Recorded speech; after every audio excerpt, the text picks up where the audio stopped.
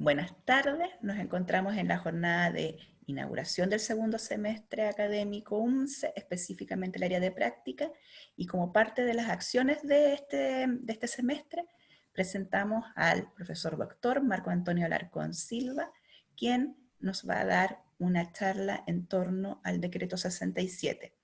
Para efectos de fluidez de esta jornada, se les solicita que las preguntas las incluyan en el chat para que al final de la exposición el profesor pueda contestarlas y generar un diálogo interactivo.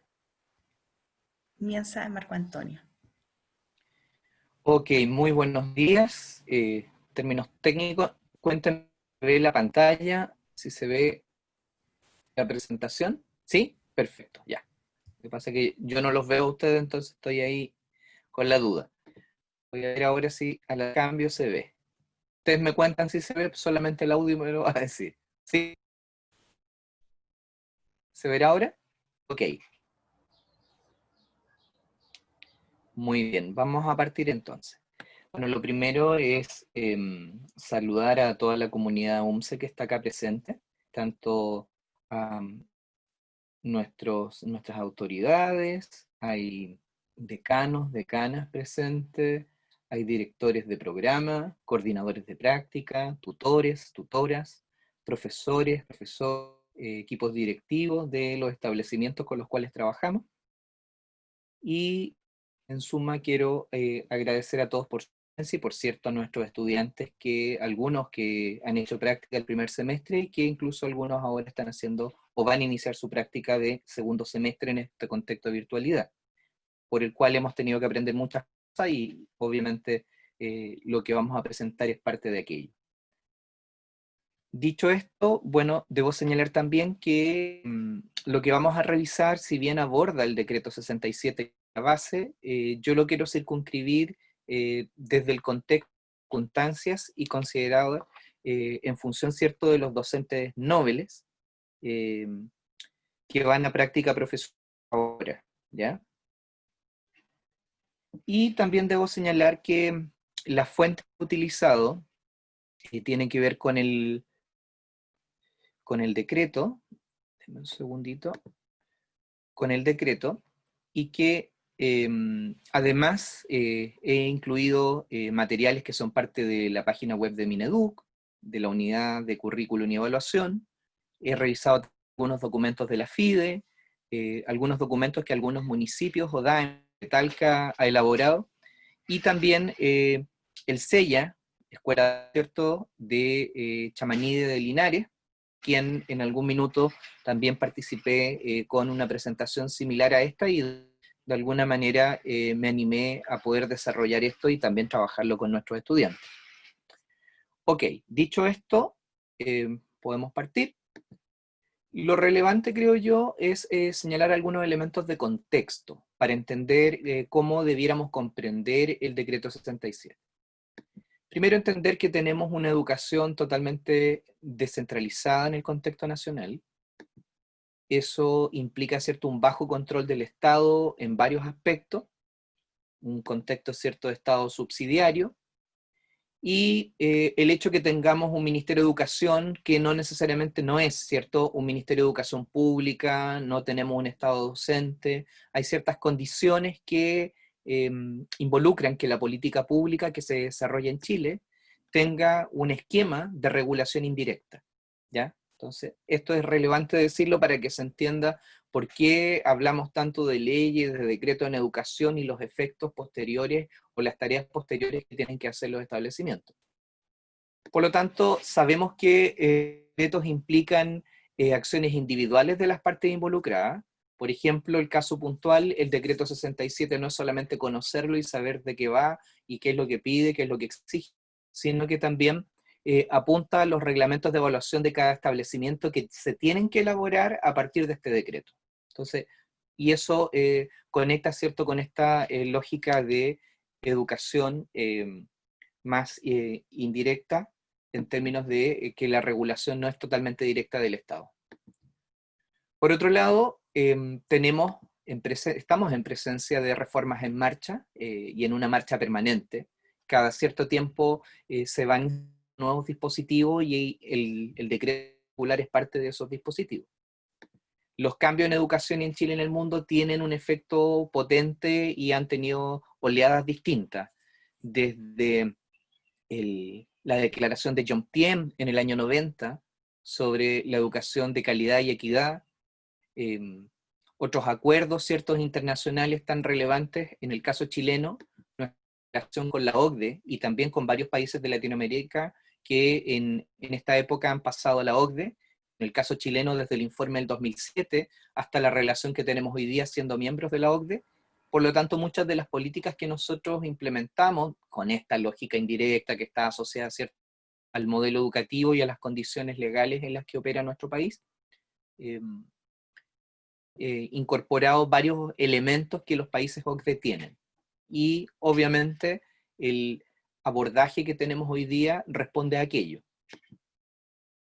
También una necesidad, la actualización docente que tiene que ser permanente, y es complejo esto, dado que los cambios y las reformas están en marcha permanente. Por lo tanto, nunca está terminado algo como decir, ahora vamos a empezar a educar, ahora vamos a empezar a formar, sino que en la medida que está instalando un dispositivo, aparece otra normativa que va a modificar el anterior, ¿ya? Del mismo modo, la formación docente requiere una actualización permanente, y esto obviamente genera una complejidad.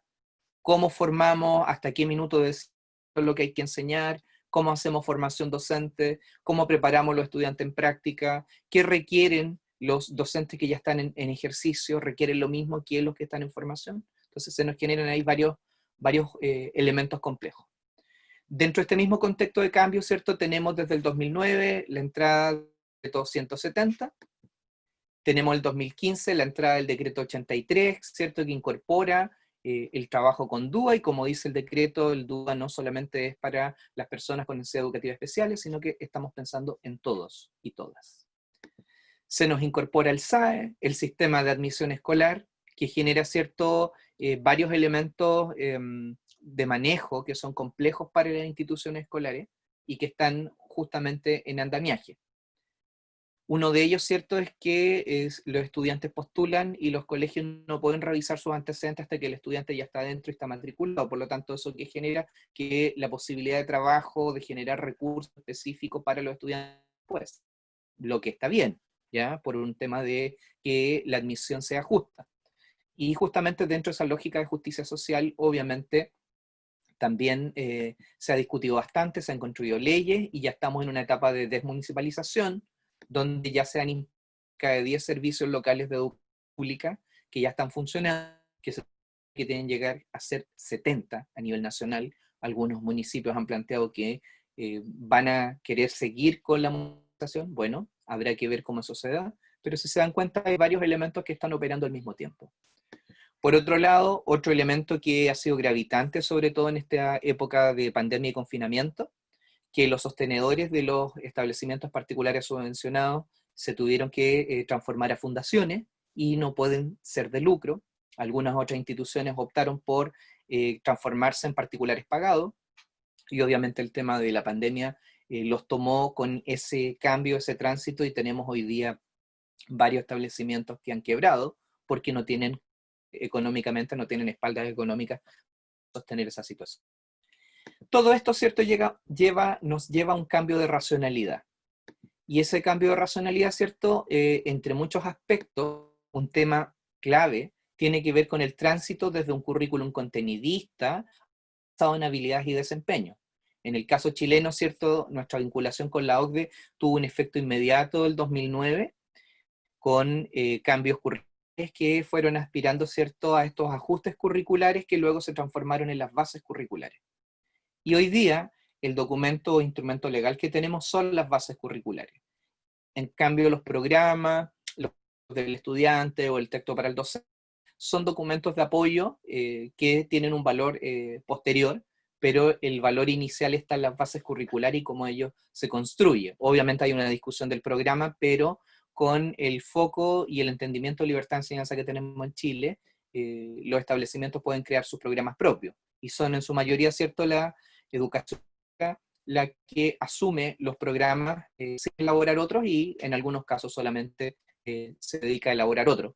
Pero hoy día el eje está en la base curricular. Por lo tanto, en ese mismo esquema de cambio de un modelo más contenidista, un modelo de habilidades, yo lo estoy diciendo muy en simple, aquí hay por lo menos 3 modelos previos, y tenemos, ¿cierto?, que la evaluación debe ir al final del proceso, como pregunta lo planteamos, de enseñanza, como un evento evaluativo, o debe ser un componente cotidiano. Bueno, en relación a esa pregunta y en relación a este cambio de fondo, surge, ¿cierto?, el decreto 67. Ese es más o menos el contexto en términos muy simples, muy básicos, lo que he tratado de circunscribir para poder hablar del decreto y no solamente hablar del decreto sin entender cómo llegamos a tener que hablar de él. En ese sentido, en términos generales, el decreto apunta a desarrollar el rol de los docentes de una manera distinta a la que se venía haciendo. Bien genera un cambio en el rol de los apoderados y de los estudiantes. Por lo tanto, la gran pregunta que uno se puede hacer acá es cómo se ha preparado el sistema para este cambio. Si es que se ha preparado, ¿ya? Y bajo esa misma lógica, ¿cómo ha influido el contexto de pandemia y confinamiento? Tenemos la priorización curricular 2020-2021 en este cambio, que obviamente complica todo porque ya sabemos que el decreto entraba en vigencia en marzo de este año. Tenemos además el tema del uso de las nuevas tecnologías en el registro y seguimiento de los aprendizajes de los estudiantes, que puede ser una oportunidad, puede estar visto desde antes, pero bueno, se da junto con el contexto de pandemia y confinamiento. Dentro de esta lógica, las preguntas claras son, ¿estamos preparados para este cambio? O como una frase ya propia nuestra del grupo, ¿o no lo vimos venir? ¿Están los docentes de aula formados o capacitados para este cambio? ¿Estamos preparados los estudiantes en práctica profesional y los que vienen en proceso de formación para hacerse cargo de este cambio? ¿Estamos preparados nosotros los docentes formadores en función de aquello? ¿Están preparados los establecimientos educacionales? ¿Están preparados los coordinadores de práctica, los tutores para esto? Porque es un cambio, si me permiten, copernicano en relación a lo que veníamos haciendo. ¿Qué nos compete saber y saber hacer o llegar a hacer en nuestro rol? Por ahí va el tema. Por lo tanto, dicho esto, ahora sí entro en detalle con respecto al decreto. Bueno, lo primero es decir que la acción del nuevo decreto 67, lo primero que hace es derogar los decretos de evaluación anteriores, ¿ya? Que estaban vigentes y que articulaban algunos componentes evaluativos y que desde marzo de este año se ve modificado, ¿ya? Por otro lado, en torno a cómo se elaboró o cómo se hizo el cambio, es relevante señalar, voy a colocar la mitad, algunos pasos. Este trabajo para llegar al cambio curricular no fue de un día para otro.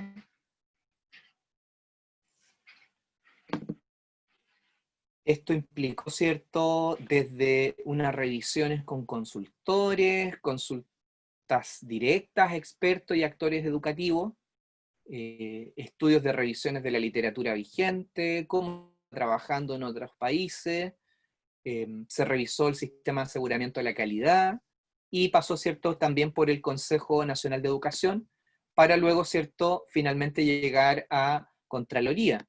Y todo esto convergió, ¿cierto?, en una mesa de trabajo sobre evaluación, ¿ya? Lo que de verdad es bastante interesante que esta lógica se haya dado y se haya permitido. Si bien muchos podemos decir, bueno, nosotros no nos consultaron, no participamos, es parte del esquema, se toman muestras, se toman grupos, yo no quiero ni validar ni invalidar lo que se ha hecho, solamente lo que quiero decir es cómo se ha realizado. Bajo esa lógica, ¿cierto?, debemos recoger algunos focos centrales de este decreto. Bueno, lo primero, y que yo diría que es uno de los aspectos más relevantes, es el avance hacia un mayor uso pedagógico de la evaluación. Eso como elemento clave. Y el otro elemento clave tiene que ver con reducir la repitencia mediante un mayor acompañamiento de los estudiantes, que va de la mano también, ¿ya? Hay varias explicaciones, teorías, discusiones frente al tema. Ciertos principios que regulan el decreto o que son parte de la base del decreto. Primero, tratar de generar un currículo nacional que esté contextualizado y afianzar aquello a partir de las bases curriculares. Generar condiciones para que los agentes educativos estén informados, y entiéndase no solamente el establecimiento, sino que también los apoderados y los estudiantes.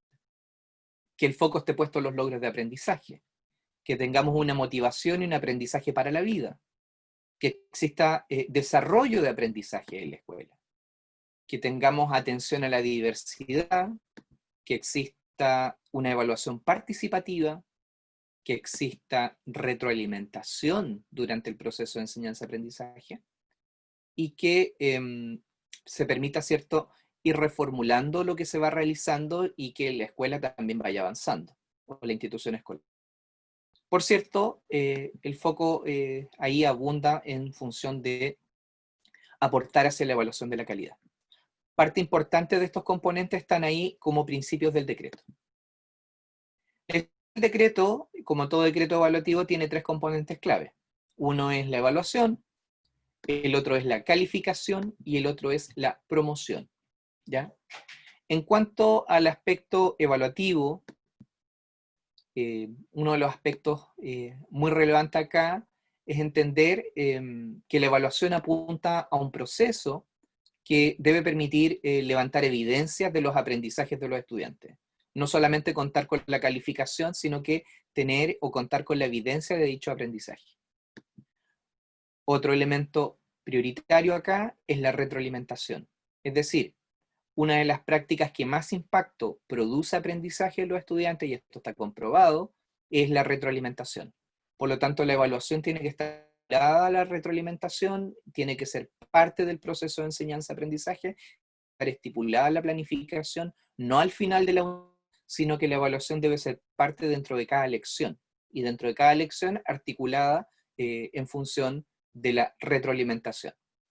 Por lo tanto, que la evaluación es el componente que nos puede ayudar a generar aprendizaje. Y no solamente pensar la evaluación al final de una etapa, al final de un ciclo, en función de cuánto contenido se adquirió, sino que en función del proceso mismo que permitió desarrollar aquello dentro de la sala de clase. En torno a esto mismo, tenemos que entender que, como ya hemos dicho, lo que se busca es que la evaluación avanzar hacia, o el uso nuevo de la evaluación permita avanzar hacia un uso pedagógico de esta, ¿ya? Y, por cierto, hay investigaciones que apuntan a esto sobre cómo ha sido el diagnóstico sobre las formas de evaluar en el aula en Chile. Y se ha descubierto, o por lo menos se ha generado, claridad en torno a que las formas de evaluación son un poco variadas, responden a pocos tipos de aprendizaje, como ya hemos dicho, principalmente memorístico, contenidista, y que abordan mucho menos las habilidades. Y que existen dificultades en la diferenciación de los tipos de evaluación. Es decir, hay aspectos que tienen que ver con ciertas competencias evaluativas, cierta alfabetización evaluativa de los docentes que no tenemos, ¿ya? Un aspecto de realidad. Está el trabajo, ¿cierto?, la publicación de Carla Foster y su equipo, el 2018, que abunda en ejemplos y casos en relación a evaluación. Y por cierto, también el uso de la evaluación en general tiende a ser certificativo y no pedagógico. Se evalúa para calificar, para poner la nota, pero no en función de que la evaluación es parte del proceso de aprendizaje. Del mismo modo, es importante volver a poner sobre la palestra la distinción entre dos concepciones claves o básicas en evaluación. Era cierto que todos conocemos que es la evaluación formativa, que debe apuntar, ¿cierto?, como propósito a monitorear y acompañar el proceso de aprendizaje, y que en el fondo debe servir más bien para evidenciar cómo hacemos la toma de decisiones y cómo vamos avanzando en el proceso de enseñanza-aprendizaje.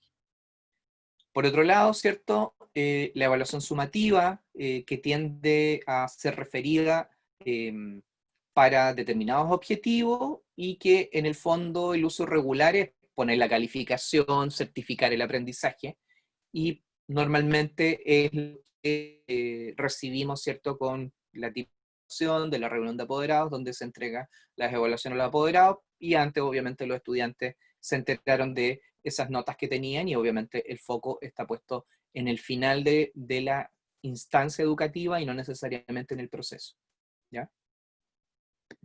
Por lo mismo es importante destacar que no podemos separar la evaluación y el aprendizaje. Son parte del proceso, ¿ya? Obviamente la gran crítica es que se han separado y al tener un foco principalmente contenidista, la evaluación ha pasado a formar un rol más bien y no se ha articulado dentro del mismo proceso.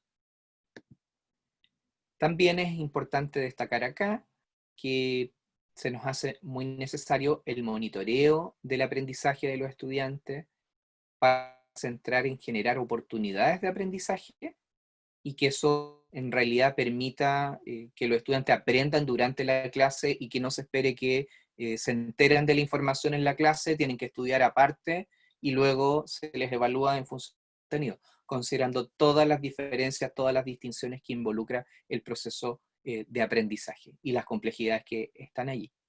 Y como he dicho, y lo voy a repetir varias veces también, va a aparecer el concepto, ¿cierto?, de retroalimentación como elemento fundamental para el proceso evaluativo, ejemplificar, generar condiciones para que los estudiantes sepan qué se les va a evaluar, cómo se les va a evaluar, cómo se ve este aprendizaje, qué tienen que demostrar, qué es lo que ellos tienen que dar cuenta en función de ese proceso de aprendizaje, ¿ya?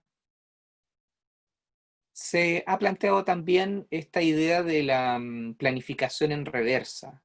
¿En qué sentido? Primero, identificar los resultados deseados, qué es lo que yo quiero que alcancen, cómo yo quiero que mis estudiantes aprendan, y en función de eso determinar qué evidencias de evaluación me van a demostrar que dan cuenta realmente con esos aprendizajes, y empezar a pensar en planear experiencias y la evaluación.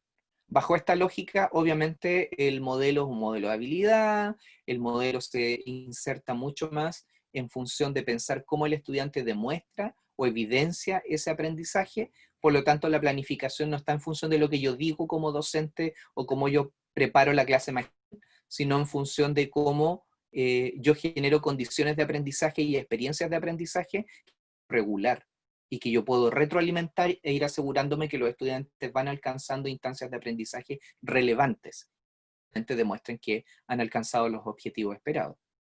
Por lo tanto, en esta lógica, las preguntas se hacen de la siguiente manera. ¿Qué quiero que los alumnos comprendan o sean capaces de hacer al finalizar la lección o tarea o clase? Voy a verificar que aprendieron, cómo lo voy a reconocer, y qué experiencias de aprendizaje realizarán o llevarán a los resultados deseados que permitan alcanzar estos objetivos. Por lo tanto, esta lógica de planificación en reversa es bastante interesante, bastante necesaria de darle la vuelta, porque justamente apunta a lo que estamos diciendo, ¿ya? En este mismo contexto de retroalimentación constante, debiéramos priorizar, ¿cierto?, el describir lo que se ha logrado y cómo se puede mejorar, focalizarse en el trabajo, enfocarse en la meta principal que tienen que alcanzar y no en lo accesorio, promover a que corrijan los errores, entregar la retroalimentación oportunamente y usar varias formas de retroalimentación, escrita, oral, individual, grupal, diversificar los procesos evaluativos y diversificar las oportunidades de aprendizaje. A su vez, ¿cierto?, lo que debiéramos tratar de evitar, entregar solo correcciones, comentarios o premios, evitar también focalizarse en la persona, eres bueno, tienes talento, lo haces muy bien, o al revés, lo haces muy mal y no aportas en nada. O sea, todos esos mensajes negativos, evitarlo. Evitar también abordar metas simultáneamente, sino que paso a paso, en una estructura más acotada, que puede ser más lenta, que se más, es cierto, pero que el enfocarse en la meta principal obviamente puede ser mucho más viable, ¿cierto? Evitar también solucionar el problema o corregir el error del estudiante en función de generar condiciones para el grupo, ¿ya? entregar la retroalimentación cuando ya no es posible utilizarla. O sea, te retroalimento, pero el trabajo ya lo entregaste. Me desahogué como profe, conté lo que te faltaba, no te di las condiciones para que tuvieras la oportunidad de mejorar. Entonces, ¿qué sentido tiene la retroalimentación ahí? Y usar solo una forma de retroalimentación tampoco ayuda mucho. La idea es tener diversas retroalimentar, ¿ya? También este decreto, de alguna manera, también apunta para la diversidad. En el mismo marco de la inclusión, apunta a diversificar, como ya hemos dicho, la forma de evaluar, las características, reconocer la diversidad de ritmos, formas de aprender, las necesidades y también los intereses de los estudiantes. Por ejemplo, el artículo 5 dice: los alumnos no podrán ser eximidos de ninguna asignatura o módulo del plan de estudio, debiendo ser evaluados en todas las asignaturas o módulos que dicho plan contempla. O sea, se deroga el tema de eximirse de inglés, eximirse de alguna otra asignatura, de educación física, unos clásicos, ¿cierto? Son todas asignaturas en particular, sino que todos los estudiantes tienen que cursar todas las asignaturas. Entonces ya hay una condición distinta. Y por otro lado, la disposición I, artículo 18, apunta a que da la posibilidad de exhibición de ciertas evaluaciones calificadas. Evaluaciones, no las asignaturas. Si hay algo que no va a poder realizar en particular porque existe una condición de base que lo impide, solamente será esa evaluación, pero podrá hacer otras, podrá generar otros procesos de aprendizaje.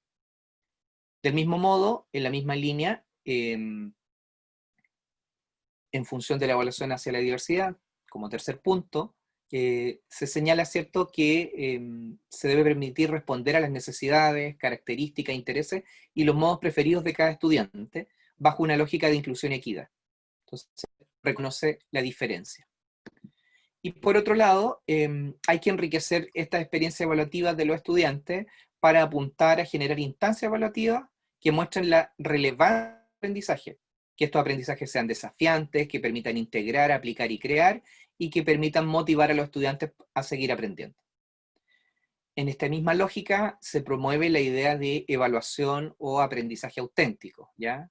Y esta evaluación auténtica tendría que apuntar a generar situaciones similares a la vida real, que promueva oportunidades para aplicar o recibir retroalimentación, que permita integrar conocimientos, habilidades y actitudes, y del mismo modo, esto requiere poner en práctica ciertos aprendizajes en situaciones que sean relevantes, ¿ya? Y finalmente también se apunta a que se requiere que los estudiantes emitan juicio e innoven, que no solamente reciban, sino que ellos también actúen, participen, se integren, con el fin de generar condiciones auténticas de evaluación. De igual manera, cuando pensamos en esta condición de que el decreto no es solamente el decreto de aprender en la escuela, sino que las escuelas han tenido que trabajar en los últimos 2 años, en los últimos meses inclusive, en poder generar reglamentos de evaluación o actualizar sus propios reglamentos de evaluación que deben estar en articulación con el decreto, ¿ya? Y por supuesto, el decreto debe incluir cómo se va a comunicar a los estudiantes y a los apoderados los procesos evaluativos. De esa manera los va a integrar.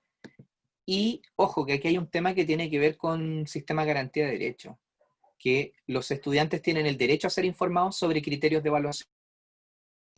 En el fondo, no puedo evaluar si no le he generado las condiciones de evaluación de manera previa, ¿ya? Situación que a veces estamos acostumbrados por un tema de cultura, que uno la acepta, la naturaliza, la normaliza, pero que bajo la lógica de este decreto, eso ya no corre. En el fondo, si me van a evaluar, cuáles son las consignas, qué es lo que me están pidiendo, cuáles son las condiciones, y ya no va a ser a voluntad del docente, de la docente, sino que en realidad tiene que ser parte cotidiana del sistema escolar, que si tengo que hacer alguna actividad, los criterios de evaluación estén claros desde un principio, ¿ya? Por lo tanto, acá el foco, como ya hemos dicho, reforzar la idea, diversas formas de evaluación, los criterios que permiten evidenciar esos progresos tienen que ser claros, y esto obviamente tiene que estar estipulado en el reglamento. O sea, digámoslo en concreto, debemos manejar rúbricas, tablas de cotejo, pautas, distintos instrumentos que permitan explicitar qué es lo que estamos esperando nosotros de nuestros estudiantes, qué es lo que esperamos que ellos desarrollen y cómo también queremos que demuestren que han aprendido, para que obviamente haya una posible discusión en torno a ese avance y que el estudiante también aprenda a guiarse cómo tiene que desarrollar la tarea que se le ha pedido, ¿ya? Por lo tanto, los logros, los procesos y los progresos de aprendizaje de los estudiantes tienen que estar explicitados y las condiciones tienen que estar respetadas y dadas de antemano, ¿ya? Ese es un elemento muy, muy gravitante en virtud de esto que estamos señalando. También si lo vemos como énfasis, ¿cierto? Hay ciertos, en función de los criterios de evaluación, tenemos que entender que este aspecto de los criterios de evaluación en torno a evidencias que decíamos al principio, en esta lógica también de planificación en reversa, debe llevarnos a explicitar esos criterios, a referirlos, y que esos juicios de valor o criterios que vamos a utilizar sean explícitos, se conozcan de antemano, y que tanto cuando planificamos como cuando lo ejecutamos, se expliciten dentro de la docencia, se expliciten dentro de la clase, ¿ya?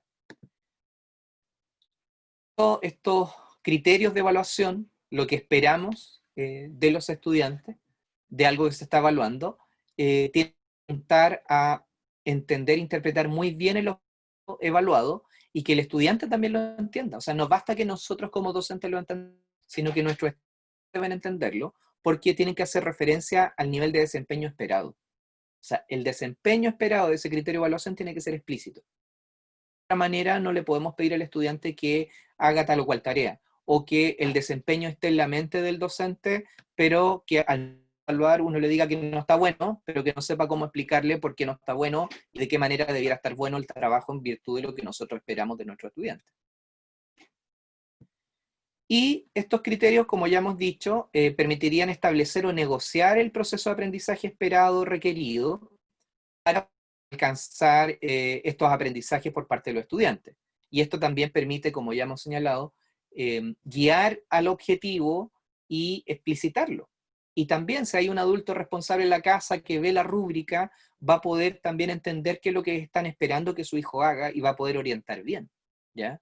Por lo tanto, y el estudiante también, si lee la rúbrica, revisa qué es lo que le están pidiendo, también va a tener mejores condiciones en función de saber qué es lo que tiene que hacer, ¿ya? Entonces, el foco sigue siendo explicitar cómo o cuál desempeño y criterio y con qué nivel de calidad o eficiencia debo desarrollarlo. Esto también nos va a llevar, este decreto, a una lógica en función de la reflexión pedagógica. Como ya hemos dicho, tenemos que reflexionar sobre los criterios de evaluación, sobre las evidencias evaluativas que son centrales y que nos vayan a llevar a la toma de decisiones, a establecer cuáles son los logros, los progresos y cómo tiene que ser el proceso de aprendizaje, cómo lo tenemos que guiar de mejor manera. De otra manera, no es posible que nosotros lo podamos desarrollar. ¿Ya? Del mismo modo, tenemos que pensar en aspectos que tienen que ver con el uso pedagógico de las calificaciones, porque calificaciones en primera instancia van a haber igual. No es que cambiemos un criterio por otro y que el decreto transforme la educación de manera total. Esto es progresivo. Es probable que a futuro existan algunas adecuaciones, pero dadas las cosas hoy día, de todas maneras va a haber calificación. El punto es cómo se llega a ella. Y ahí está el cambio principal en esta lógica, ¿ya? Entonces, si pensamos la calificación como representación del logro de aprendizaje, que cuesta señalarlo así, en algún minuto la tenemos que transformar a un símbolo, a una letra, a un concepto o a un número, que obviamente apunte a transmitir ese significado que tiene que ser socialmente compartido respecto de dicho aprendizaje. Y que uno puede evidenciarlo, están las rúbricas, están los productos, los materiales, la evidencia, y eso en el fondo es totalmente objetivo también. Y también le da certeza, le da seguridad. Lo peor es que a un estudiante le digan que lo hace mal y no sepa por qué lo hace mal. Lo peor que le puede pasar a un estudiante es que le digan que se sacó mala nota y que no entienda por qué se sacó mala nota, ¿ya? Lo ideal es que haya un camino acá, haya un progreso y que por último, si llegase a tener y logra entender qué es lo que tiene que mejorar, debieran existir, ¿cierto?, las posibilidades para que alcance ese cambio, ese logro. Eso es lo que se espera, eso es lo que está detrás. Por lo tanto, desde esta lógica del uso pedagógico de las calificaciones, va a existir un cambio importante en relación a los decretos de evaluación anterior.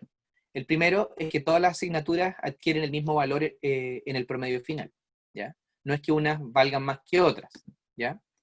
Y tanto la cantidad de calificaciones que en algún minuto, por ejemplo, en la escuela, si uno en una asignatura X, ya en lenguaje o lengua y literatura, tenía 6 horas de clase, ya tú puedes colocar hasta 8 o 10 porque tienes tal cantidad de horas de clase. Bueno, eso se rompe hoy día, ¿ya?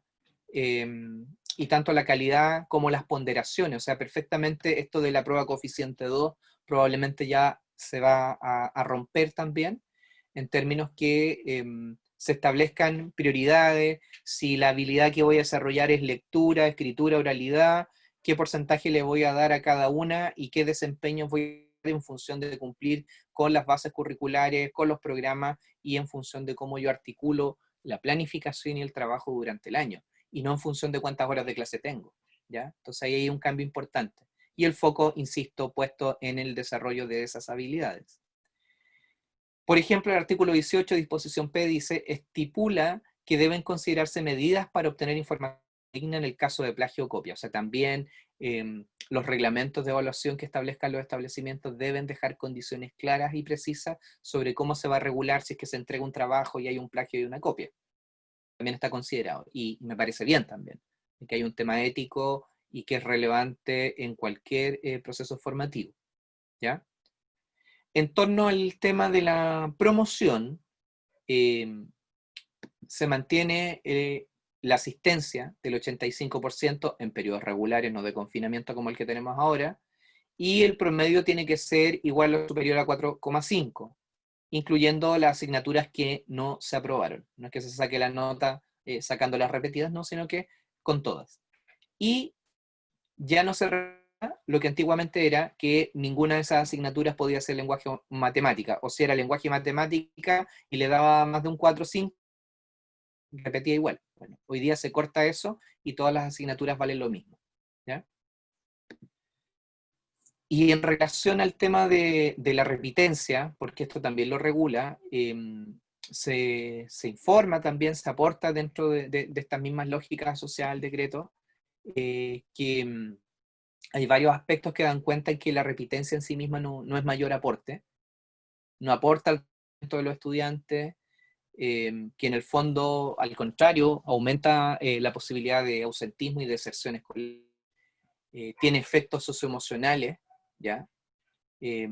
También se plantean otros problemas asociados a la separación del grupo, el tema del fracaso escolar coloca al estudiante único responsable y el que asume las consecuencias en esa lógica de repitencia tradicional, porque ojo, que haya este decreto no significa que no exista la repitencia, porque también existe, ¿ya? Y por cierto, hay costos directos en torno a las oportunidades de aprendizaje y en torno a las personas que al repetir o no terminar ciertos cursos van a recibir salarios más bajos y en términos de calidad de vida futuro también va a ser más bajo. Por lo tanto, estos argumentos en esta línea, que podemos estar de acuerdo o no, pero que sustentan la lógica de tanto la promoción y la repitencia, si bien pueden existir, tienen que darse dentro de ciertas lógicas, ¿ya?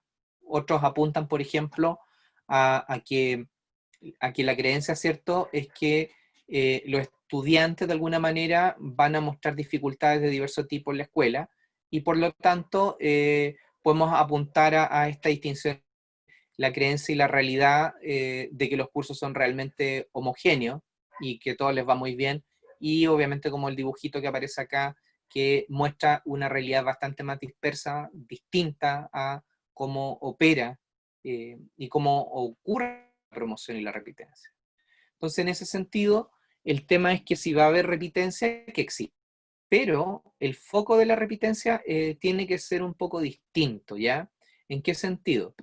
En que si el énfasis va a estar en detectar y prevenir dificultades porque va a haber un monitoreo y un trabajo con el estudiante, ya sea que repruebe y se tome la decisión que reprueba, pero considerando todas las condiciones y todos los apoyos que se pusieron, también se debe pensar en función del acompañamiento en el caso de que si está en riesgo y aprobó, tiene que seguir el acompañamiento, o si reprueba y se asume que va a repetir y que tiene que repetir en el mismo establecimiento, no puede ser causal de expulsión ni salida del establecimiento al menos una vez.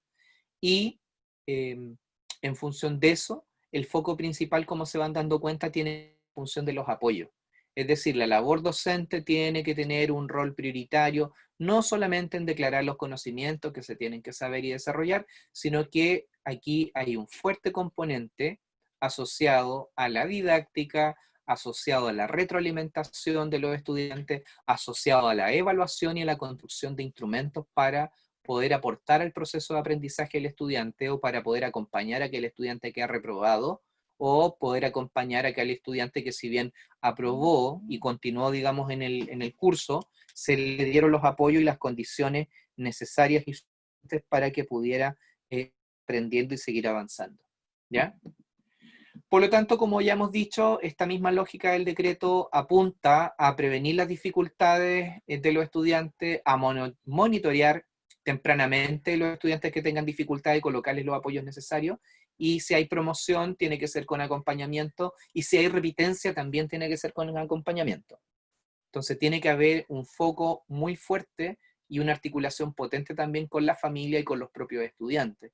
Por lo tanto, son tareas muy relevantes donde, como decíamos al principio, nos tenemos que hacer la pregunta si es que esto se articula o no con nuestros procesos formativos.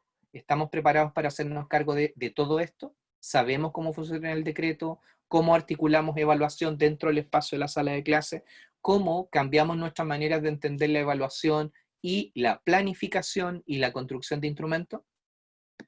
Entonces, ciertos énfasis muy relevantes para ir cerrando también.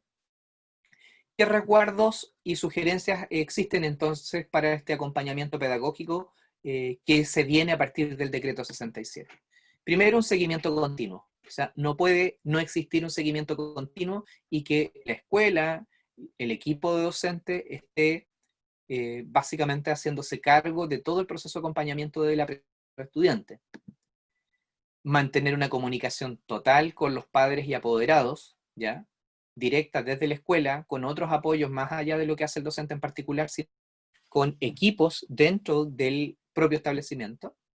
Intensificar el aprendizaje, fortalecer la idea de las altas expectativas, que las tareas sean interesantes, que sean desafiantes, que sean significativas y contextualizadas para los estudiantes, que las estrategias sean adecuadas, pertinentes, y que apunten a las necesidades y características del grupo con los cuales se trabaja y de las personas con las que se trabaja, que se potencie la evaluación formativa, por sobre todo, ¿ya? Acá cobra, pero un poder tremendo el trabajo que hay que hacer con la potenciación de la evaluación formativa. Por otro lado, el trabajo colaborativo entre estudiantes, que también es un tema, a veces el trabajo como instruir a los apoderados que a veces que no quieren que los chicos estudien o trabajen con tal o cual compañero o compañera. Aquí hay un temazo que hay que abordar también con los docentes. Se confunden a veces los conceptos de trabajo en grupo, trabajo colaborativo y lo que implica, y obviamente que existan distintas instancias de aprendizaje, que tampoco no todo sea trabajo colaborativo, sino que cómo se va generando las distintas formas de trabajar. Que se promueva la idea de hacer tutoría en función de las habilidades sociales y académicas específicas de los estudiantes, que se fortalezcan también los programas de apoyo en términos de jornada, que vayan más allá de la docencia tradicional y que involucren también a los distintos actores del sistema educativo. Por lo tanto, también esto pone ciertos desafíos muy relevantes a los establecimientos educacionales y que cambia un poco las lógicas tradicionales si es que no estaban extendidas en ellos el trabajo con la familia, incluso a veces en días sábados, jornadas semestrales, apoderados nuevos, trabajo, ¿cierto?, de integración de docentes nuevos, integración de apoderados a ese establecimiento, o por curso o por niveles que apunten en función de estos cambios y de estos énfasis.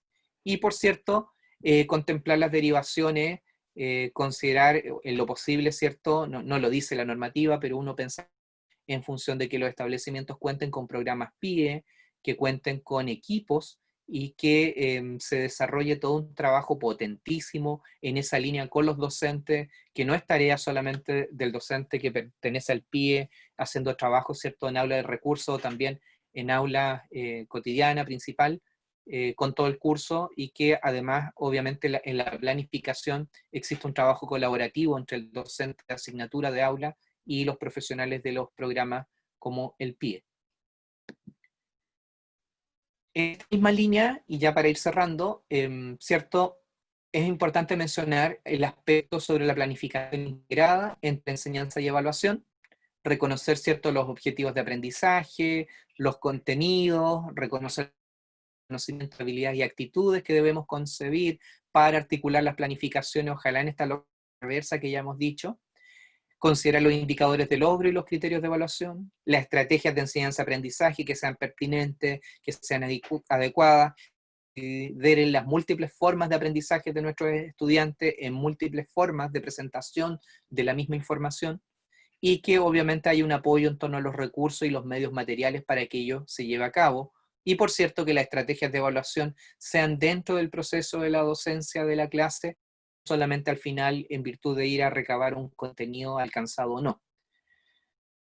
Entonces, como ya hemos señalado, esto se articula, y lo voy a repetir, en el indicador de logro y los criterios de evaluación, hacer esta delimitación, en que los aprendizajes tienen que ser específicos, en que se articule y se enuncie, ¿cierto?, de la misma forma los objetivos de aprendizaje. Aquí hay una tipo con base, verbo más contenido más contexto o condición, y que debe existir, ¿cierto?, coherencia entre los objetivos de aprendizaje y los contenidos. Y por cierto, una de las recomendaciones es trabajar con las habilidades cognitivas, que hizo Anderson en el 2001 a partir del trabajo que había hecho en el 1954 Bloom, ¿no? Todo esto se debe articular en el reglamento de evaluación de los establecimientos escolares. Por lo tanto, ustedes que van a hacer práctica, lo primero que debieran revisar es conseguirse pedir el reglamento de evaluación al que llegaron en el establecimiento educacional en el que van a hacer su práctica. Ya pueden conseguirlo, debiera estar en la página del mime.cl, donde están los datos de cada establecimiento educacional de Chile. Por lo tanto, debieran revisarlo ahí, y si coincide con el que está usando el establecimiento, y obviamente sabemos que estamos en priorización curricular, por lo tanto, ahí hay otro elemento que ustedes van a tener que considerar. Finalmente, quiero cerrar con las últimas 2 láminas, ciertas conclusiones a las que apunta el decreto, que tenemos que avanzar hacia un mayor uso pedagógico de la evaluación y énfasis en el uso de la evaluación formativa. Se elimina la exhibición de las asignaturas o módulos, ¿ya? Se elimina la concepción del número de horas que define las calificaciones por asignatura, eso ya no corre. Se promueve la importancia de la comunicación a los alumnos y a los apoderados de los criterios y las formas de evaluación previo a las evaluaciones, y que en el fondo se integren sabiendo cuáles son las condiciones de los procesos y los progresos que están asociados a las asignaturas. Y, por cierto, que toda la asignatura o módulo tienen el mismo valor. Ya no es que repita porque el lenguaje o matemática es más relevante, sino que cualquier asignatura tiene el mismo valor.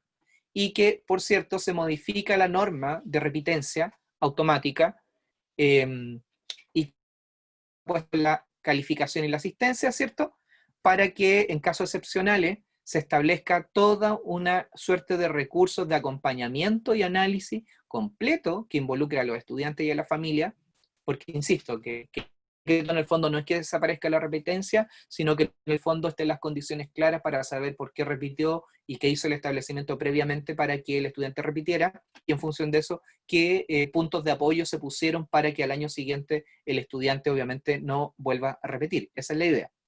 Y termino con esto.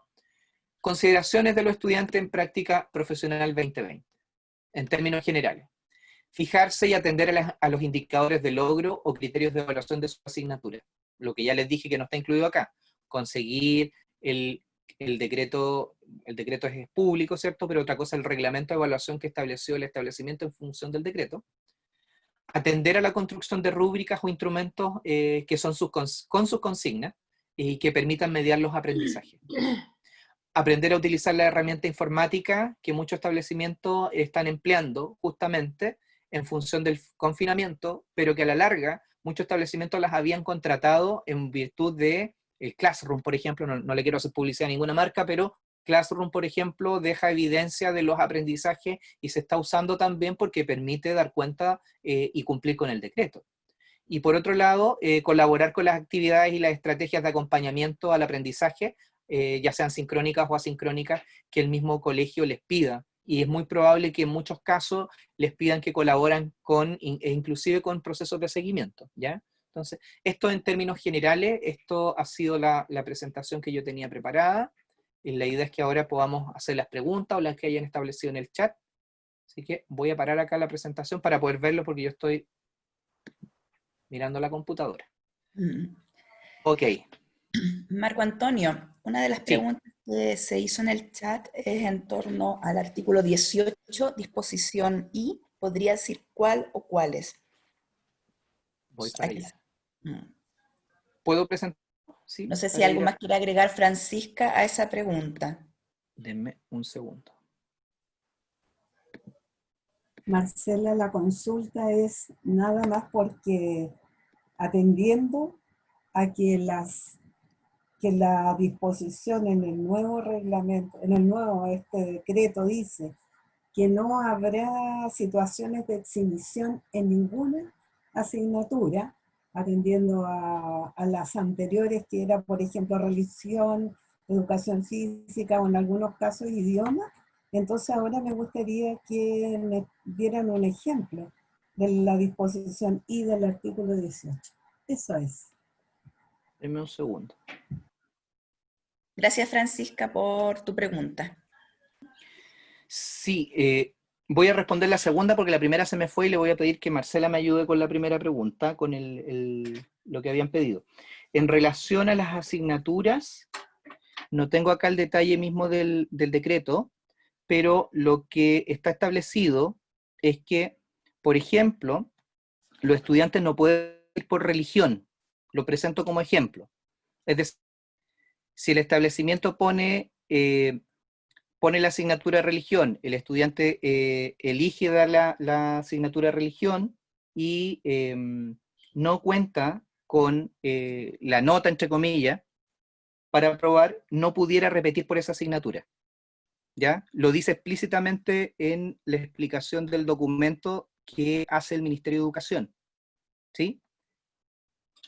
Marcela, si me pudieras repetir la primera. La pregunta era solamente en torno al artículo 18, disposición I, podría decir cuál o cuáles. Yo no sé si a Francisca le responde la pregunta que hizo. Porque Parece que fundí las dos preguntas, parece. Sí, porque dice la exhibición de cierta... claro, el tema es que dice que la exhibición de ciertas evaluaciones calificadas, en el fondo no se exime de la asignatura, pero se pudiera eximir, un ejemplo muy básico, supongamos que un estudiante que tiene algún tipo, por ejemplo, estamos evaluando en educación física algún tipo de ejercicio, ¿ya? Físico, y el estudiante no lo puede desarrollar. Entonces, ahí se pudiera eximir de esa evaluación en particular. Obviamente va a ser reemplazada por otra, pero no significa que porque el estudiante tenga una condición distinta, no va a realizar la asignatura. ¿Se entiende? En ese sentido, no hay posibilidad de que se exima, solamente existe la posibilidad de eximir de alguna actividad o evaluación específica. Exacto, sí. ¿Te responde la pregunta, Francisca? Totalmente. Sí. ¿Sí? Ok. Así. Ahora los veo. Catalina Figueroa también pregunta en relación a las evaluaciones formativas. ¿Estas pueden ser calificadas? No sé si tiene algo más que agregar, Catalina.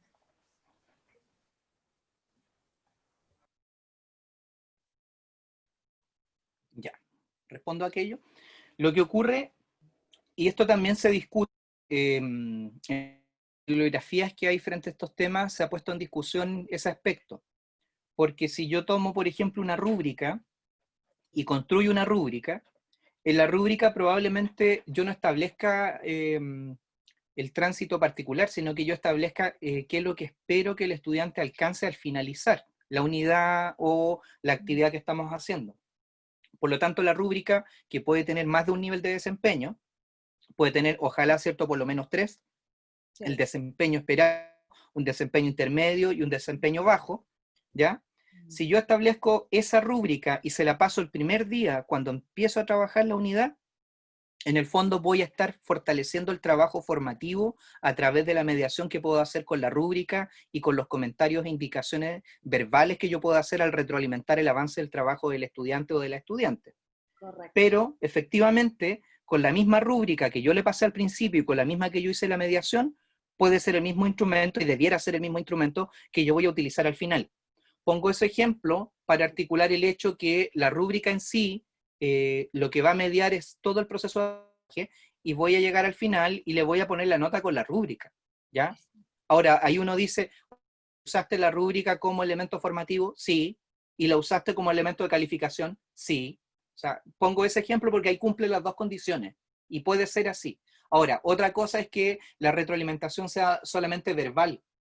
Claro, o sea, yo por la retroalimentación no doy una nota por la retroalimentación que le di. Creo que responde un poco eso, porque el foco es a qué llegamos al final, o cuál es estoy evaluando el proceso o el producto. Entonces, cuando uno dice, le evalué el proceso, es porque lo retroalimenté.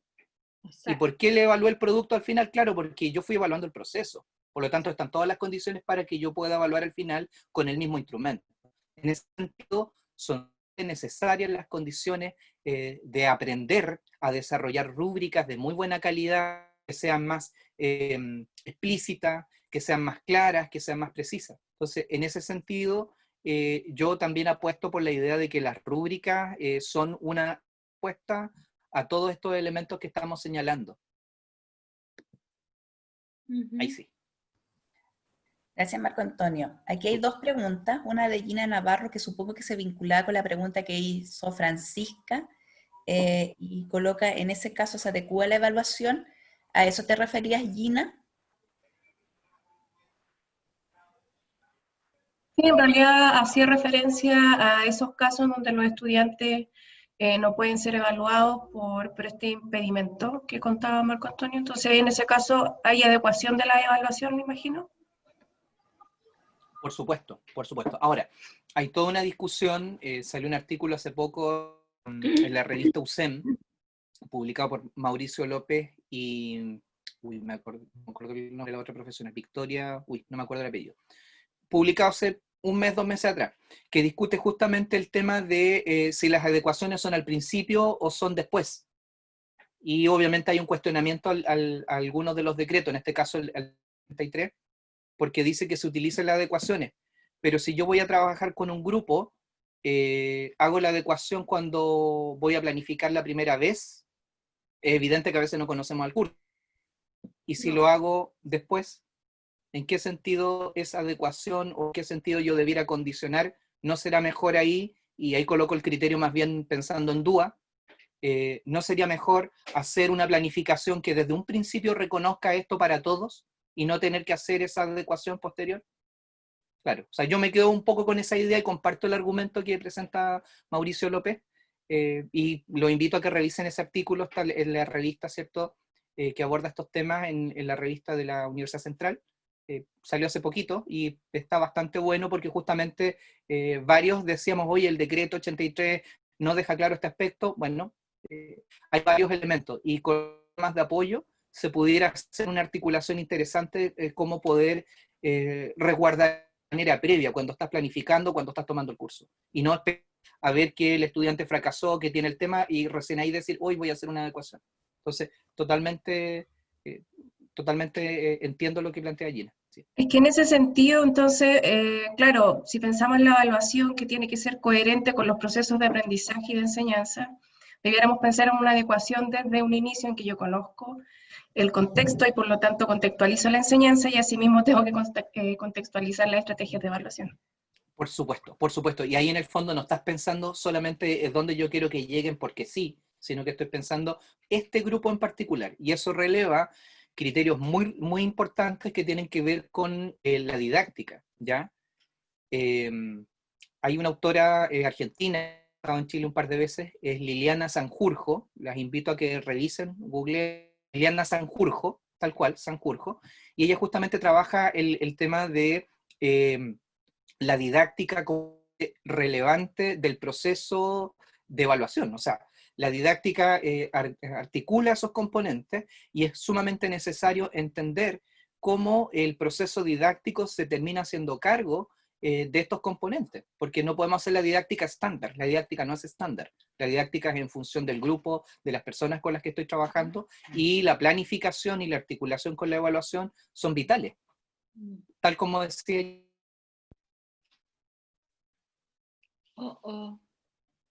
Te quedaste sin audio, Marco Antonio, porque dijiste así tal como decía, y Gina. fue... ¿Y ahora? Ah, tal como decía Gina, ya, ok. Sí. Dijimos, oh, a lo mejor era la palabra, lo más clave de... y nos perdíamos esa información. Aquí José Zúñiga pregunta, ¿los estudiantes deberían poder participar en el diseño de las evaluaciones? ¿Existe literatura que avale esta postura? Obvio. Yo imagino que está relacionado Sí, a su pregunta en torno a la práctica. Quizás es bueno que José sí. no explique qué En quería decir. Foster, en el libro de Foster, Carla Foster, a ver si lo tengo por acá lo tengo, si es que lo conocen, este libro, ahí está, el libro de Carla Foster, hay una parte donde enuncian experiencias de personas, y ustedes cuando lo evaluaron, le decían esto, le decían lo otro. Bueno, y van contando un poco varios de esos detalles. ¿Por qué no? Si en el fondo uno tendría que aprender a negociar con los estudiantes de esos aspectos. Obvio. Y eso es parte del proceso de aprendizaje también. Lo sientan propio y cómo eso también lo articulamos. A ver, no significa que voy a tomar los objetivos y no los voy a negociar y me va a decir, no, no me evalúe el objetivo. No, no se trata de eso. Se trata del modo. Se trata del modo, cómo, de qué mejor manera, cómo lo articulamos. ¿Ya? Esa es la parte que estamos hablando que se va a negociar. No es que el estudiante nos vaya a decir si le vamos a evaluar con menos puntaje a algo. No hay que entenderlo mal. Estamos hablando en función de que la modalidad, los productos, los procesos, las formas de entrega, en ese sentido, y eso es totalmente negociable y es necesario que los estudiantes también lo sientan parte. En la medida que ellos lo negocian y lo sienten parte, es evidente que genera un mayor compromiso con el proceso de aprendizaje. Marco Antonio, sobre la misma pregunta, mencionan que si puedes dar el título del libro, pero además también quieren saber si tienen literatura recomendada o grupos de apoyo para la elaboración de evaluaciones, por ejemplo, para armar buenas rúbricas. Sí, bueno, hay varios materiales. Yo diría que uno de los mejores materiales es uno que ha hecho la Universidad Católica hace ya varios años, por ahí por el 2015. El documento está liberado, no me acuerdo, es como manual para hacer rúbricas, que lo hizo un equipo de, entre ellos Ángela Hacking. Se los voy a escribir acá en el WhatsApp. Ángela Hacking trabajó en ese equipo. Denme un segundito que estoy medio perdido con la... Acá sí, ya. Entonces, construcción de rúbricas.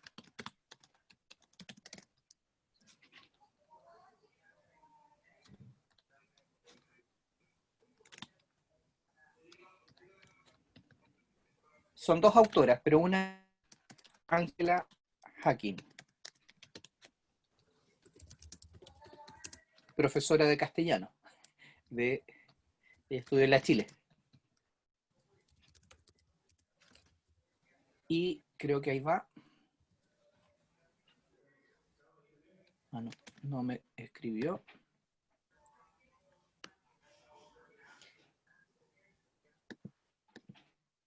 No logro escribir. ¿En el chat no lo puedes escribir? No, algo me pasa porque como tengo abierto. Voy a cerrar la PPT. Ahí parece que ahora lo puedo. puedes mandar por WhatsApp. Sí, ahora sí puedo. Ahora Allá. no, es que no veía no ubicaba el chat. Estaba. Ya. Yo conozco igual el libro, si quiero lo puedo buscar y le pongo el nombre para que sigan. Ahí está. Y el libro es el otro libro, el que yo les mostraba acá, en medio rosado. Gracias, Valentina. El poder de la evaluación en el aula. Se llama Mejores Decisiones para promover aprendizajes. Y las autoras son principales Carla Foster, y Carla lo que hizo fue un Fondesit, y este es el resultado del Fondesit. Los resultados del Fondesit están en este libro, ¿ya? Hay otros materiales que son del ICFES. Carlos Pardo. Marco Antonio, yo no sé dónde estás copiando Yo la tampoco. información En el porque chateo, no se está visualizando en el chat, por eso te pregunto. Lo que voy a podríamos verlo. hacer es que si me lo puedes mandar por WhatsApp y yo lo vuelvo a copiar. Ah, perdón. Lo que ocurrió es que yo lo escribí en privado. No me di Ah, por cuenta, eso, escribí la cadena que había ahí y no me di cuenta que estaba en en privado. privado. Ahí No es en está. privado. Dice chatear. Tienes que ponerlo para todos. De nuevo me apareció. Como se dan cuenta, yo no le hago mucho a Zoom. Pero mándamelo por ahí por WhatsApp y yo lo Ya, copio te lo acá. mando por WhatsApp a Más ti. fácil. Ya, Y aquí ya, pero podemos... tenemos todo eso, ok. Listo, yo Y si unas dudas. si es necesario, toda la disponibilidad para poder hacer un taller de rúbrica, ¿ya? Eso sería súper bueno. O sea, de hecho, si me permiten, a ver, déjenme mostrarle la presentación. Se armó a propósito de que del colegio que mencioné al principio, el Cheminade, me pidieron un taller para que articulara aspectos del decreto 67, pero en particular con algún ejemplo. Y yo armé el taller justamente en función de rúbrica, ¿ya? Déjenme ver. ¿Se ve la presentación o no? Sí, o sea, te da lo de evaluación formativa y evaluación para la diversidad. Evaluación formativa. Ya, entonces ahí está la... Bueno, de hecho, si ustedes se fijan, ahí viene el concepto de rúbrica, qué es una rúbrica, los componentes de una rúbrica, los tipos de rúbrica, ¿ya? Las pautas, la diferencia entre una pauta de cotejo, las listas de cotejo, los indicadores, los aspectos de la rúbrica, los tipos de rúbrica holística y analítica. Entonces, perfectamente podemos hacer un taller un poquito más aplicado e ir viendo los pasos. De hecho, los pasos que están acá están tomados entre el libro de Carla Foster y el material que he mencionado de Angela Hacking que hizo para la Universidad Católica. ¿Ya? Y pudiéramos hacer un taller con ese material, yo encantado. Ya. Marco Antonio, hay dos o tres preguntas que a lo mejor te las voy a decir completas y, Ya. y tú ves qué quieres priorizar, porque son opiniones, pero ¿Ya? que también visualizan ciertas cosas. Entonces, Catalina Peralta menciona que ella siente que en caso de religión es muy complejo, pues muchas veces los padres y madres eligen por los estudiantes las instituciones en las que asisten. En ese caso, él o la estudiante puede alegar sobre su propia educación, negándose a asistir a dicha asignatura considerando la minoría de edad. Lo pregunto en el caso de que uno o una estudiante se acerque para solicitar mi ayuda como docente. Esa es una pregunta. Ya. Y la segunda también la plantea Marcela Valderrama, que es con respecto al ejemplo de educación física. Y por ser este un decreto legal, el apoderado puede y o debe solicitar cambios en la evaluación y nota. Conozco un caso en que la chica tiene escoliosis y ha sido evaluada con nota roja, lo cual es grave, pienso.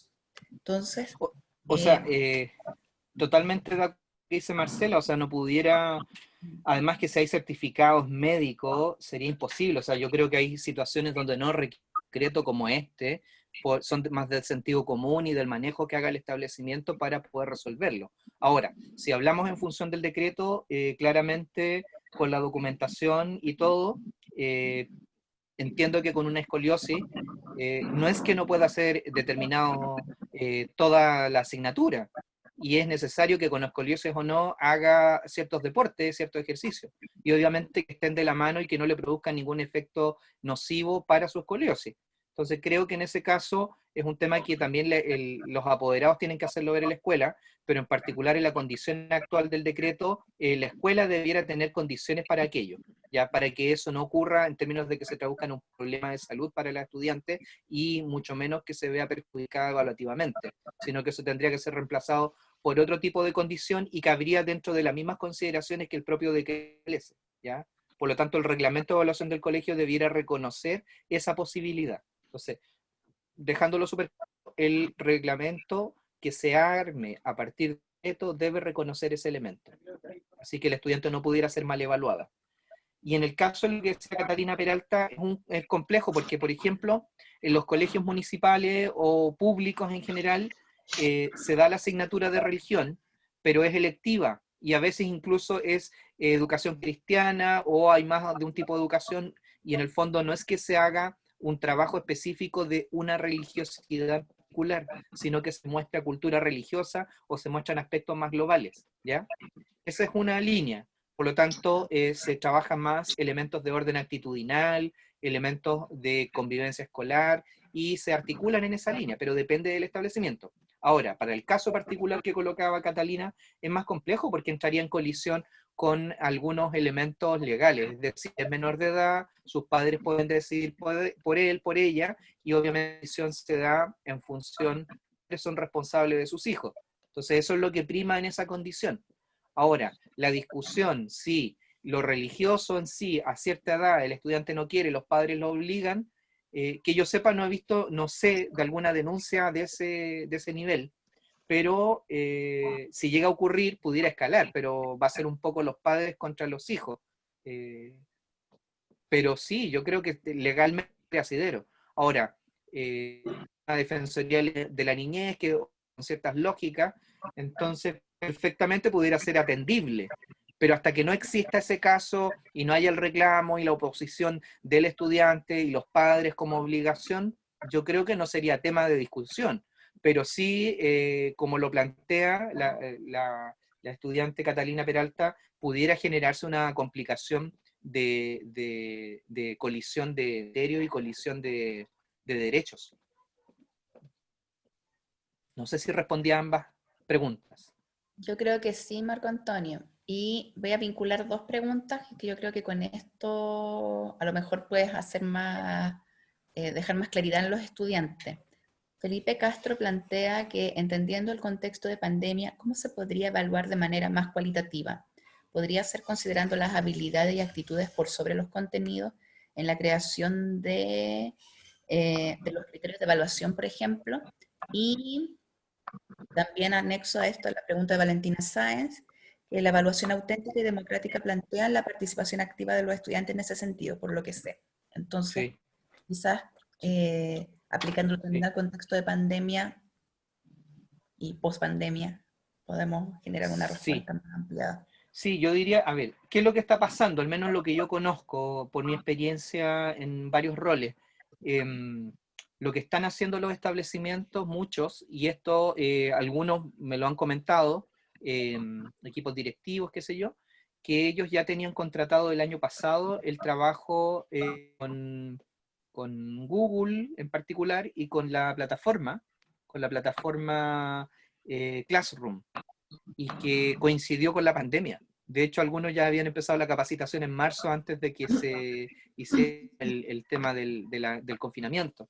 Entonces, ¿qué quiero decir con esto? Que muchos colegios están trabajando con las plataformas Classroom. Varios de los estudiantes de castellano en particular que han hecho práctica y que están todavía terminando su práctica de primer semestre, ellos han tenido que ser capacitados en Classroom y han aprendido desde que el docente le da la tarea a los estudiantes y les llega el correo institucional que está asociado al Classroom, donde están las consignas y están las tareas específicas que los estudiantes deben completar. Luego los estudiantes hacen su trabajo y lo suben. Y parte de la tarea que incluso los practicantes han tenido que hacer es con una tabla de cotejo, con una rúbrica, con alguna herramienta de evaluación, han tomado los trabajos que los estudiantes subieron y los tienen que reportarse que el trabajo está bien hecho, cumplió con la tarea y los tienen que evaluar. Por lo tanto, esto que se está preguntando está ocurriendo y es muy probable que muchos de ustedes en su proceso de práctica les van a pedir, les van a dar la clave, van a ingresar a Classroom y van a ver las tareas que están hechas o van a revisar aquel que no ha entregado la tarea y se van a tener que poner en contacto con la familia o con el estudiante para que haga la tarea o preguntarle si tenía un problema en hacer la tarea o qué le faltó para hacer la tarea o cómo apoyar la realización de la misma. Por lo tanto, creo que la pregunta es pertinente y además en épocas de pandemia y en estas condiciones está operando eso, está ocurriendo eso que, y vuelvo a decir, es muy probable que muchos de ustedes les va a corresponder tener que hacer aquello, ¿ya? Y hacer ese seguimiento. Y en relación a lo que dice Valentina Sáenz, totalmente de acuerdo. O sea, la evaluación auténtica incorpora estos aspectos y claramente lo que recoge el decreto responde a eso, evidentemente. Marco Antonio, también aquí tienen, bueno, primero, antes que nada, gracias César por compartir varias Sí, bibliografías súper. asociadas, que Muchas creo que a gracias, los César. estudiantes les puede ser súper útil. Así que estudiantes copien la bibliografía que César Arias nos compartió. Aquí hay una pregunta súper breve que la plantea Sandra Yáñez, que es, ¿a partir de qué fecha comenzó a operar el decreto 67 y si quedaron derogados los decretos anteriores? Marzo de 2020. Esa Ok, fue la fecha porque se publica 2 años antes, se publica en marzo del 2018, por eso el decreto dice 67-2018, porque es la fecha de publicación, y la fecha de entrada en vigencia es marzo de 2020. súper. Y aquí agrega una opinión Amira Volagos, que en torno a la repitencia. Creo que respecto a la repitencia es complejo en contexto de post-pandemia. Actualmente un gran porcentaje del estudiantado tiene problemas de lectura, por ejemplo, y son analfabetos funcionales. Y aún así han pasado de curso durante años. ¿No aumentaría el número con el cambio realizado? Si bien dice que debería haber seguimiento y apoyo, ¿se tendrá el número necesario de personas para acompañar al gran número de estudiantes? Sí, yo pondría una complicación más a la pregunta, para hacérsela a la persona que estás poniendo. No, yo diría que en el fondo los estudiantes que están entre primero y segundo básico y los que están entre cuarto medio son los que tienen mayor complicación, los que están iniciando el proceso y los que lo están terminando. En particular los que lo están iniciando, hay muchas instancias de aprendizaje que son totalmente presenciales, son acompañamientos totalmente concretos y que eso no se han podido hacer. Por lo tanto, el control de lo que se dé en función del proceso de lectoescritura, que tiene también toda una vinculación social, o sea, mi compañero aprendió a leer, quiero aprender y me motivo, eso en este minuto no está.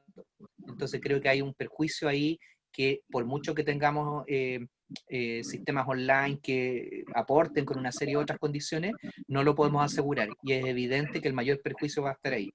Y también por desuso.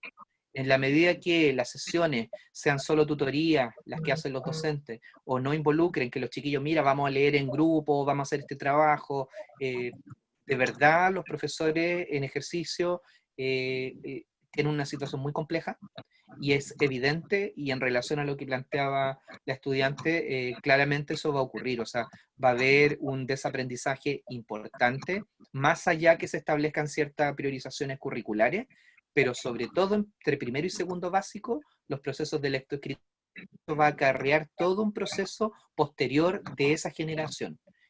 Si lo pensamos también en cuarto medio, que no me hicieron la pregunta, Unillo también, es el mismo caso, o sea, ¿qué pasa con el cuarto medio que está cerrando el ciclo?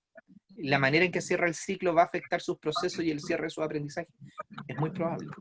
Por lo tanto, hay aspectos que van más allá de lo que podamos tratar de resolver y que son en realidad mucho más complejos y uno de ellos, ¿cierto?, es el tema de la lectoescritura. O sea, no se va a dar, va a haber problemas. Y si a eso solamente un pelito más a la sopa, le agregamos el tema de que puede haber un niño con algún trastorno específico del lenguaje, con un TEL o con algún otro tipo de necesidad educativa especial, téngalo por seguro que están quedando, si ya estaban postergados antes y no tenían los apoyos necesarios, piénsenlos hoy día. O alguna necesidad educativa especial que están ingresando a las clases y que antes tenían los apoyos específicos y que hoy día no los tienen. Versus otros colegios que los equipos PIE se están dando el trabajo para hacer talleres semanales con esos niños, además de colaborar con ellos para que participen con el grupo curso. Pero de verdad están haciendo un trabajo gigante, gigante. Pero así como hay algunos que tienen las herramientas y lo hacen, hay otros que no las tienen, o no tienen conexión, o no tienen cómo hacerla. Entonces, hay una disparidad y una desigualdad que se hace patente, que es tremenda y que los costos no se van a resolver de un día para otro y va a cargar varios años en poder resolverse. Marco Antonio, la Sí, mayoría han puesto en el chat de que si puedes compartir bibliografía, pero creo que a lo mejor lo pertinente sería que como se va a subir a la distancia, y aquí aprovecho de responder la pregunta que hace, eh, a ver, déjenme buscar el niño. Eh, Iván Córdoba, que por qué no se sube esto a un campus y se sube a distancia. podríamos subir el video que va a Sí. quedar en Edistancia, pero que además a lo mejor nos hagas llegar quizás algunos papers o alguna bibliografía sugerida en torno al tema de rúbricas, didáctica y Sí. sí, alguna en torno a didáctica y a rúbricas. No, encantado. Y adjuntarlo dentro del mismo espacio que se mostró en un principio, porque en el fondo esto es parte de los dilemas pedagógicos que nosotros tenemos que enfrentar, cada estudiante y cada profesor en formación. Entonces eso podemos comprometerlo. ¿Y por qué no se sube a UCampus? Porque la verdad es que el proceso de práctica está pensado como la práctica virtual acompañado por el Edistancia. Y ahí donde van a estar los contenidos para de interacción que necesita el estudiante en formación. Es por eso que es en Edistancia la importancia de que estén matriculados los estudiantes del segundo semestre en su espacio virtual. Porque también se adjunta otro tipo de insumos de apoyo. Sí, yo creo que les voy a subir los links también, porque hay varios que son artículos o libros. Está el libro de construcción de rúbricas que está hecho para escritura, pero se puede hacer diversificación con lo que hizo el CIAE hace un par de años. Está el libro liberado también. Voy a hacerle varios enlaces a contar, y como les digo, yo también dejo abierta la posibilidad, si es necesario hacer un taller de rúbricas, lo hacemos, yo encantado.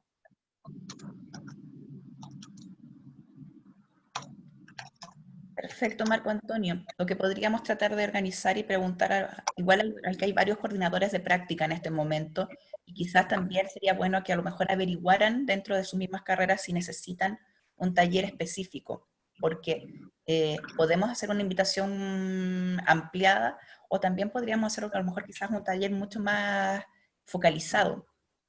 Y eso, cada carrera sabe que necesita más del apoyo. Sí. Es lo más cómodo. Marcela, en relación a esto, en relación a este tema, yo creo que hemos recogido la gran mayoría de las preguntas que se han producido tras la charla de Marco Antonio, y yo creo que tenemos tiempo en la próxima semana para levantar la información desde los estudiantes que están empezando el proceso, para poder focalizar en qué tipo de ayuda. A lo mejor podríamos nosotros acompañarlo con algún taller que ya Marco Antonio nos está ofreciendo y que podríamos tomarle su palabra. ¿Te parece, Marco Antonio? Yo encantado. Ya, entonces ahí focalizamos los esfuerzos porque pueden ser muy diversos. Y sí, podemos publicar toda esta información de sugerencias de literatura, pero sin duda este tema es un tema muy sensible, el de la evaluación.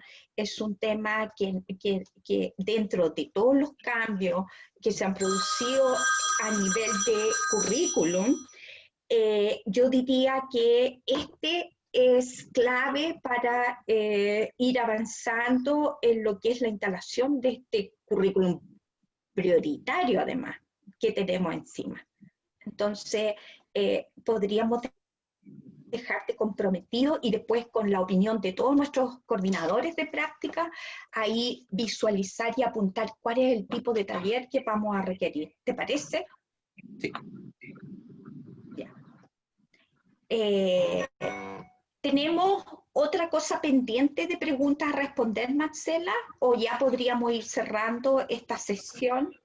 Al parecer ya no hay más dudas, solamente está la necesidad instalada y nada, agradecerte Marco Antonio, las felicitaciones han sido múltiples por el chat, desde los estudiantes, tus mismos colegas, entonces nada, muchas gracias por tu generosidad y por el compromiso hacia la práctica. Entonces, debemos seguir en este camino construyendo todos juntos, de forma conjunta. Sí. ¿Ya?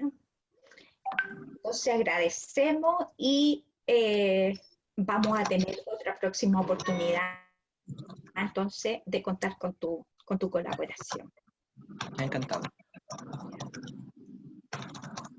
Así que estamos dando por finalizada la jornada de inducción.